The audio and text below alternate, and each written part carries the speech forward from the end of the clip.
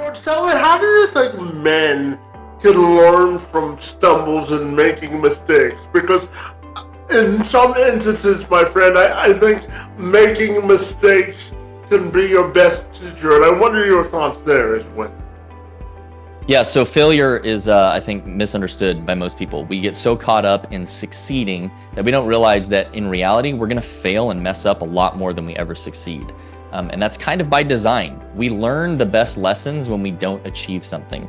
And it doesn't feel good, but it's very useful. Some of the best lessons I've learned are through times that I have failed.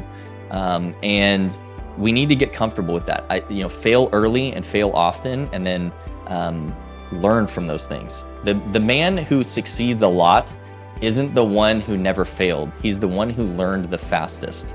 And so I like to use the term of like training scars. If you cut yourself making a mistake and it scars over, you're going to remember like, oh, okay, don't do that thing again, right? So that concept applies here, where if we fail a lot and realize, okay, where to shift and how to change, we're going to grow and achieve eventually a lot more to a higher degree.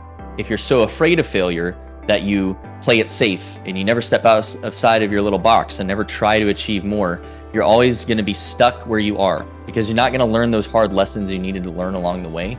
And if it's not a life and death situation, failure isn't fatal.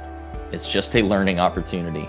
And again, it won't feel good to fail in the moment, but in the long run, it'll feel much better, because you will have gained strength and knowledge and wisdom and ability and a lot of these things that tie into actually having success. Success is honestly just the result of everything before it. It's not something you achieve, really. It's an incremental thing that just happens when you've put in all this work that no one else sees. So we have to be comfortable with failure.